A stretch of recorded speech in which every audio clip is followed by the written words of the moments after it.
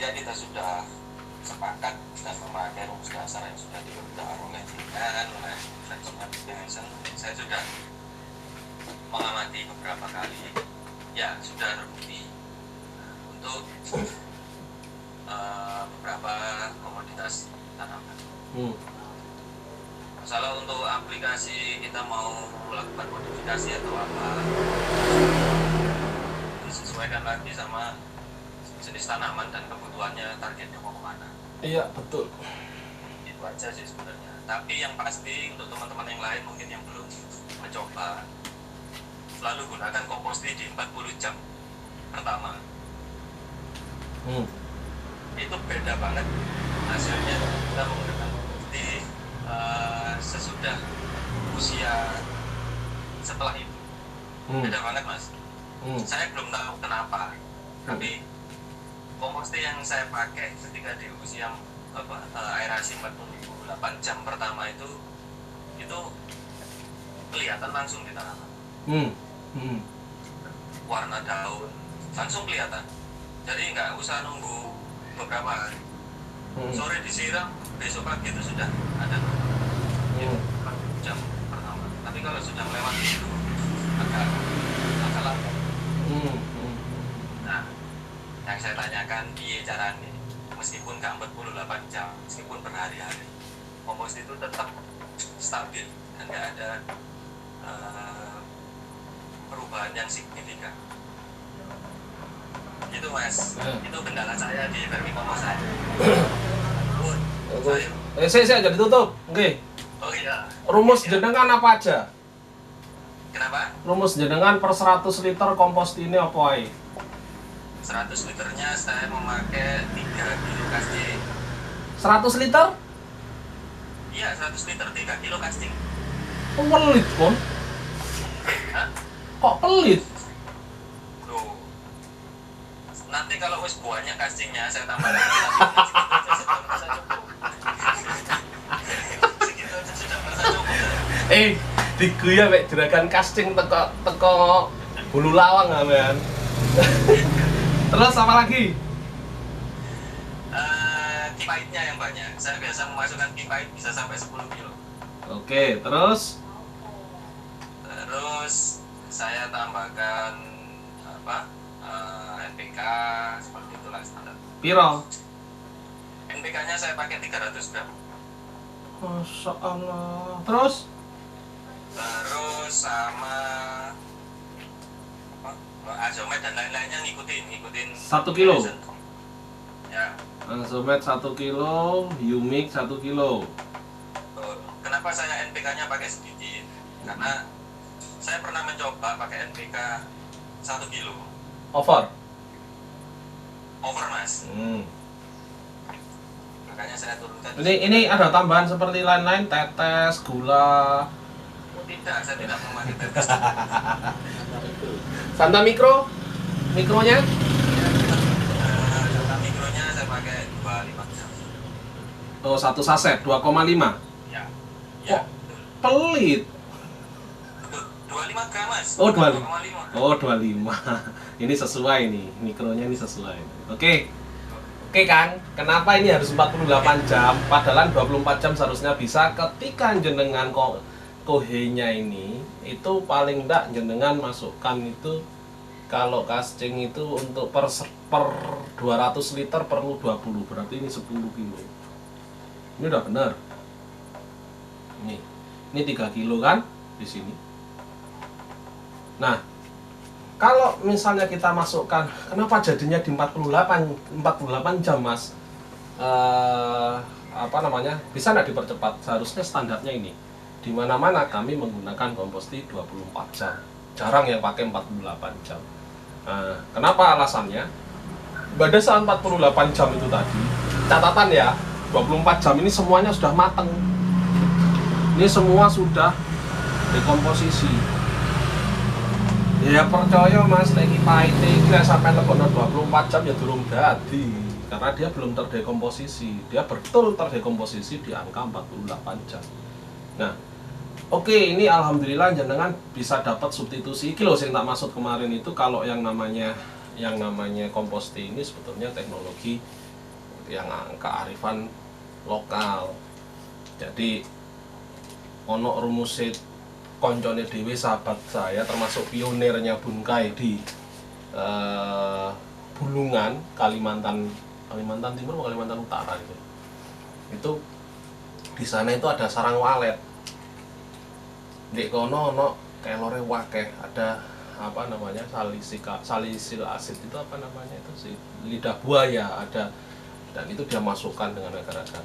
Wah, aku di goblok nih. Ya alhamdulillah, sebetulnya saya salah kalau tersinggung, tapi kalau tidak tersinggung saya tidak bisa menjelaskan. Di sana sangat melimpah bahan-bahan itu. Nah, di sini mahal dan tidak ada. Artinya bahan itu menjadi pengganti bahan-bahan kimia sintetik. Di kono gak ono Santa Micro ini, maaf saya nyebut merek karena kami pakainya ini sing gampang iki. Aku golek Java Green ora ketemu ning Malang, golek iku kudu ning Pasuruan no. Kan sulit, padahal murahan Java Green. Sebetulnya mau pakai mikro apapun, kalau kita bisa ngeracik mikro, misalnya beli di pupuk kimia, aku mau beli FeSO4, MgSO4, MnSO4, zinc, sulfat dan lain sebagainya, kita racik, kita tahu, dan itu tidak saling menggumpal, baik ini iso bagus, itu bagus. Silahkan mau pakai mikro apapun. Nah, rumusnya ini sebetulnya antara 24-48 jam itu wes rumus paten. Ada yang 5 jam, iya, 5 hari. Kenapa 5 hari?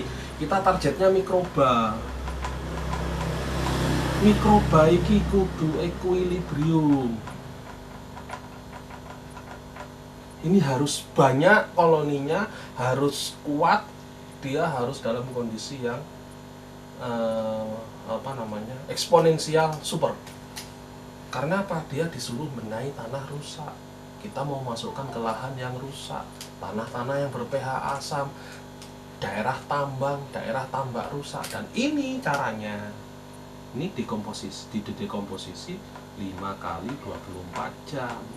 Ora iso podo ambek sing digawe tanduran iki. Nah, oke, kembali ke sini, Mas.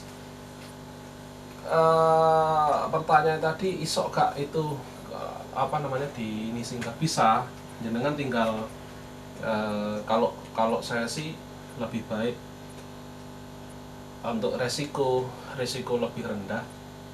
Kipait ini kan supaya cepat ya, kipait ini dekomposisi sendiri, dekomposisi dulu sendiri. Caranya piye?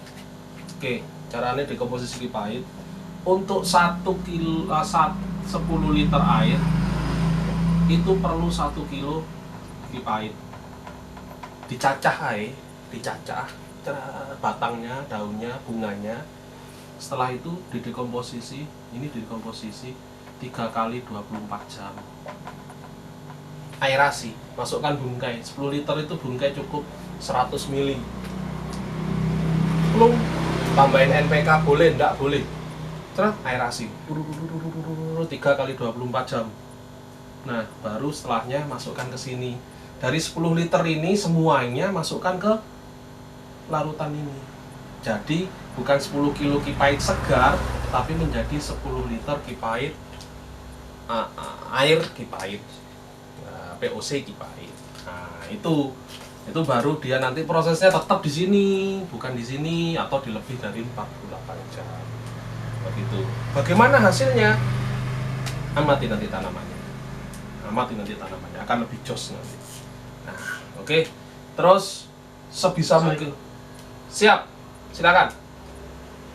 Ya, saya tambahin untuk yang kipait. Memang saya perlakukan khusus tidak bareng. Jadi 24 jam sebelum saya melakukan proses composting itu memang saya rendam dulu dengan air sama bungkai. Saya aerasi supaya apa? Pengalaman kalau tidak dilakukan perlakuan khusus dipisah dari proses composting itu usahanya over, Mas. Jadi busa itu selalu capek buang busanya saya. Busanya nggak usah dibuang, sampai kasih. Maksudnya nggak dibuang, saya istilahnya saya tiris, soalnya kalau nggak gitu dia meluber. Kasih minyak goreng, per 20 liter jenengan kasih minyak goreng 10 cc. Tret. Susut. BBM-nya nggak tambah kendal, Mas? Enggak. Lah sampean 20 liter lho, Kang. 20 liter mek 20 cc lho, 4 sendok lho cumanan. Ya ora kendel. Gitu. Coba nanti saya pakai yang itu. Soalnya sempat ada sekali proses komposti itu larutannya sedikit mengental, lalu mempengaruhi kerja submersible pump saya. Terus kan kalau kental kan si pompa ini agak gimana? Berat, bekerja. agak berat. Terus ya agak berat. Nah, lalu suhu hangatnya pun akhirnya nggak terjaga. Jadi saya melihat semakin kental larutan komposti itu suhu hangatnya nggak terjaga. Ya mesti karena dia tekanannya semakin rendah. Betul. Nggak semakin tinggi. Nah, Makanya pisahkan dulu, pipain ini saya proses dulu, saya sama dulu sehari semalam saya aerasi. Baru dimasukkan. Benar itu jadi cuma 10 liter. Baru saya tambahkan ke 90 liter air, jadinya pas 100. Itu busanya nggak terlalu melimpah dan aroma segarnya si pipain ini pun mulai berkurang. Soalnya lucu kalau komposisinya beraroma pipain, saya sering haus, seolah seperti es cincau itu. Coba. Terus ketemu di 48 jam warnanya sudah menghitam. Nah, sebetulnya sih patokannya komposti itu, Kang, patokannya komposti jadi atau tidak itu di 24 jam ya. Tidak jadi patokan komposti ini berbuih ini dia jadi sempurna. Komposti ini semakin hitam ini tidak menjadi patokan. Yang menjadi patokan itu ketika proses 24 jam itu dia menjadi homogen. Jadi komposti ini jadi ndaknya itu bukan karena iki kok dadine warnanya tambah ireng. Ini seperti apa tidak. Tapi patokannya ini komposti jadi itu homogen antara bahan-bahan sintetik dengan bahan organik. Ini kita tidak memperhitungkan mikroba loh. Jadi ini homogen dhisik. 24 jam ini harus homogen. Sintetik dan bahan organik itu homogen. Nah, mikroba kita masukkan itu kan dia untuk mengurai ini, akhirnya menjadi ion, menjadi siap serap. Nah, itu akhirnya menjadi ekosistem mikroba yang apik. Di bahan organik begitu dimasukkan menjadi efeknya menjadi positif. Nah, ini catatannya ini kan. Dia 24 jam gitu loh. 24 jam iso homogen, iso. Nah, jenengan ndak pakai submersible sing jet aerator diputer gitu. Ndak pakai itu pun jadi. Misalnya terlalu pekat ya, kita ini terlalu pekat, ini akan merusak ini nih ya. Cabut. Sampai aerator biasa masukkan, pakai batu aerasi, glukuduk. Jos. Itu sudah cukup. Jadi kalau saya menyarankan cara jenengan ini sudah oke, tapi kurang efisien. Memisah bahan. Kalau misalnya bahan ini bisa dijadikan satu, jadiin satu. Jadi ben awake dhewe iso ngopi rokokan penak ngono. Saiki cek uange lirek kate kopi rokokane ngenteni sik Mas. Oh, kan koyo dhisik hari. Jadi itu catatannya, jadi ketika homogen bahan sintetik dan bahan organik ini menjadi satu. Nah, ketika ini jadi satu, kompost itu sebetulnya sudah jadi. Loh, mikroba itu berkembangnya kapan? Ketika kita masukkan pertama kali di dalam tabung reaksi, tabung kompost itu tadi, itu dia sudah mulai berkembang. Di aerasi, udah mulai berkembang. Di omah lor kan pernah kita buktikan tuh, cuman berapa belas jam, belum 24 jam ya. 16 jam kalau enggak salah ingat saya itu. Toh mikrobanya wis urip sakmono akeh. Kami 5 tahun yang lalu ditambah, Kita membuktikan hanya perlu 2 jam untuk mengembangkan dari 1 mikroba menjadi 1 miliar mikroba. Hanya perlu waktu 2 jam dengan rumus yang sama. Artinya mikroba ini wis berkembang dewe, ndak usah diurusi.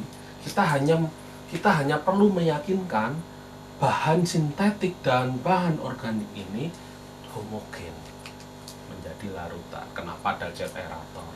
Lek sampean gelem ngudek terus 24 jam ini ora apa-apa, pokok iso. Dan memang kata kuncinya komposti itu aerasi.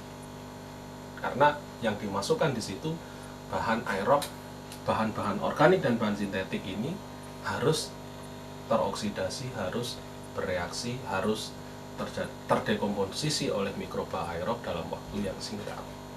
Dan ketika terjadi homogen pencampuran yang sudah terus menerus dalam 24 jam itu sudah pasti jadi yang namanya dekomposisi, sudah pasti jadi kompostinya, ekstrak komposnya sudah jadi. Jadi nggak usah nunggu 48 jam. Kita tujuannya komposti ini instan kok.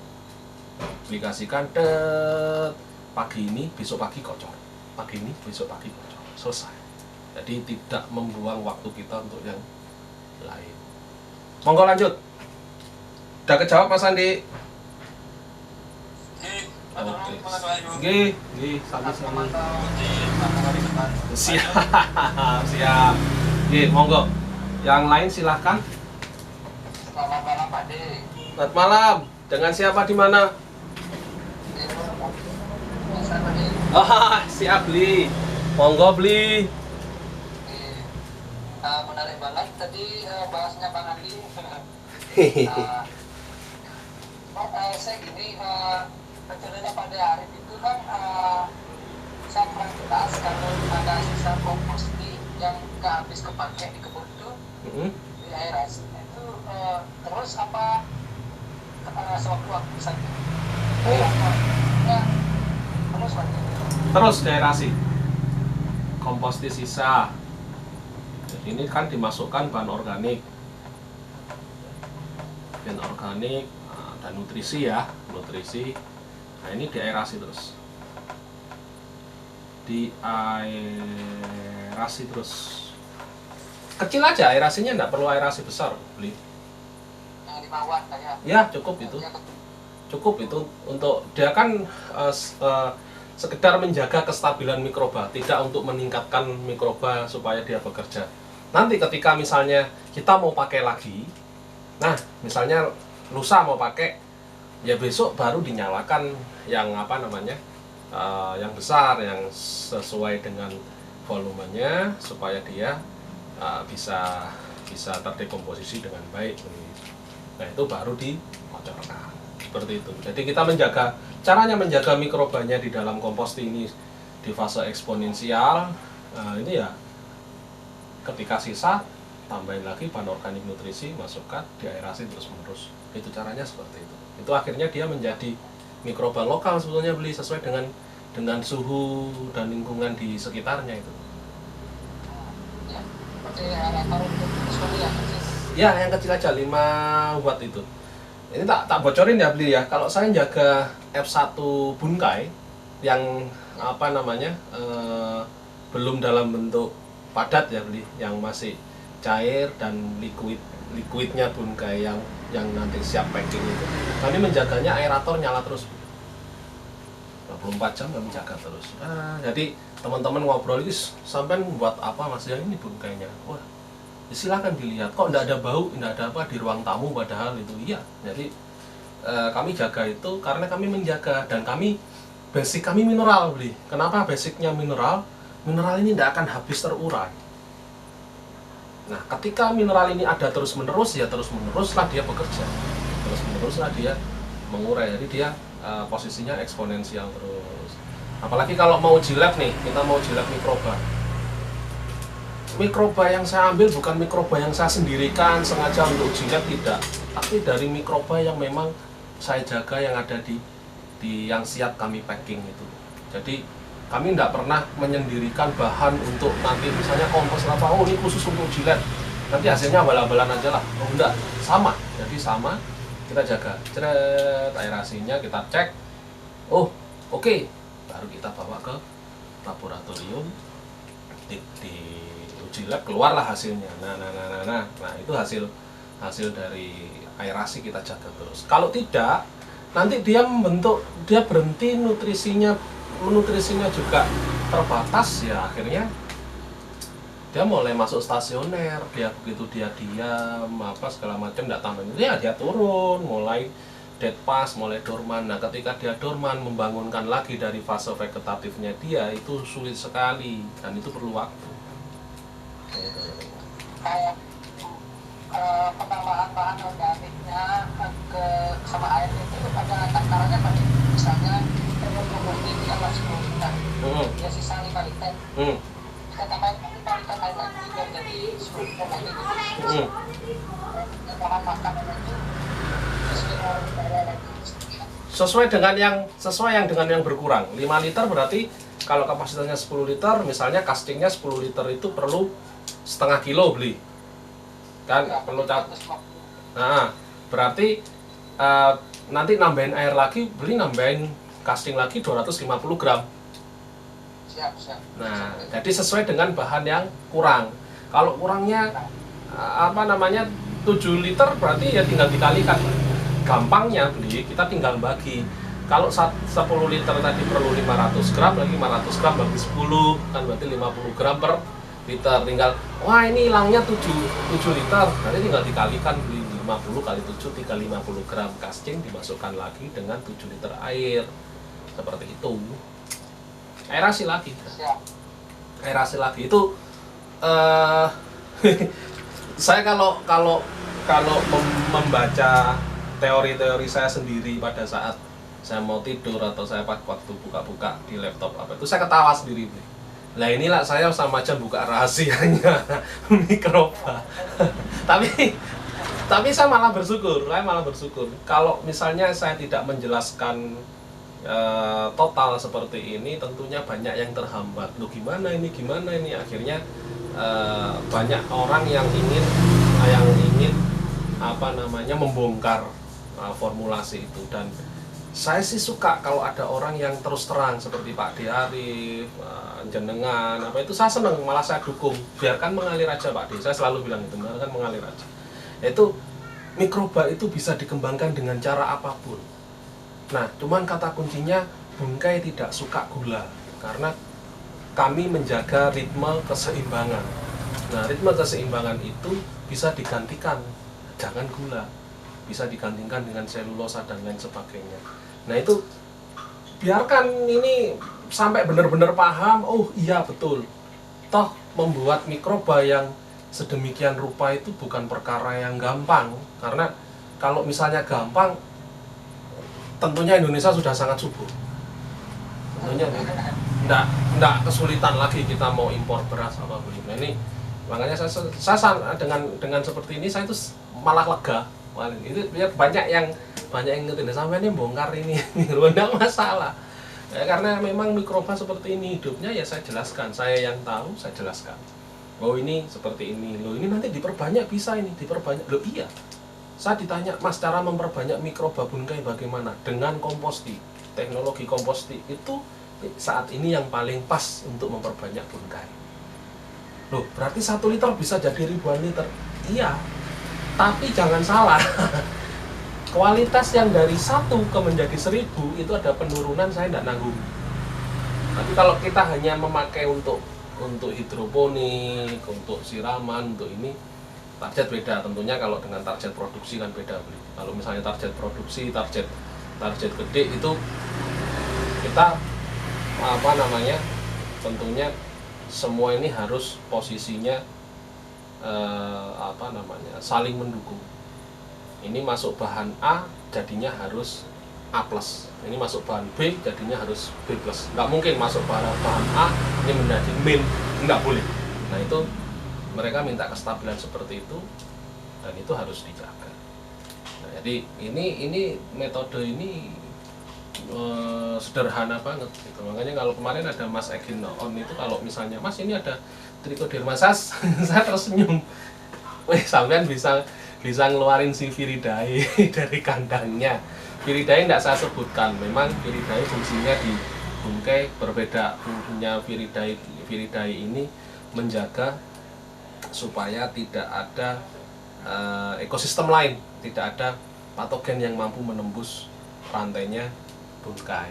Nah, selain ada penicillium, selain ada lactae. Nah, itu ternyata si Viridae mampu dikeluarin. Nah, itu jos itu komposnya super itu. Biasanya yang keluar si Glio aja yang keluar, nggak mungkin itu keluar Harzianum, nggak mungkin itu keluar Harzianum, jarang sekali. Lactae itu nggak mungkin. Nah, ini keluar si Viridae, ini keren ini. Berarti komposnya ini sesuai dan lingkungannya mendukung. Itu jarang sekali kita dapat seperti itu, lingkungan seperti itu. Nah, oke. Jadi itu beli kita sisanya CT, kompos tea, masukkan bahan organik sesuai dengan yang kurang. Yang kurangnya tadi yang diambil, diaerasi, tambahkan air. Itu ketemu rumus yang pas. Nah, itu sudah sesuai kalau seperti itu. Mikrobanya juga dia bekerja eksponensial. Mikroba itu bekerjanya kalau dia sudah diploid, sudah mengalami diplo yang pertama, yang kedua, ketiga, keempat, dan seterusnya, ini diplonya semakin cepat. Sepersekian detik itu terjadi. Bukan menit lagi, bukan jam lagi, udah cepat banget. Dia bergerak juga sekian detik. Ketika ada bahan organik baru, dia bekerja, diplo. Kerja lagi, diplo, seperti itu. Begitu. Ya. Oke, silakan yang lain. Kita masih punya waktu lumayan panjang. Jadi ya adalah 20 menit. Setelah itu kita tutup. Saya terima kasih sekali teman-teman yang ikut bergabung di sini ya. Ya. Siap, silakan. Silakan, Mas Mustafa. Menjaga mikroba dalam kompos supaya tidak berubah. Gimana menjaga mikroba dalam kompos supaya tidak berubah? Mikroba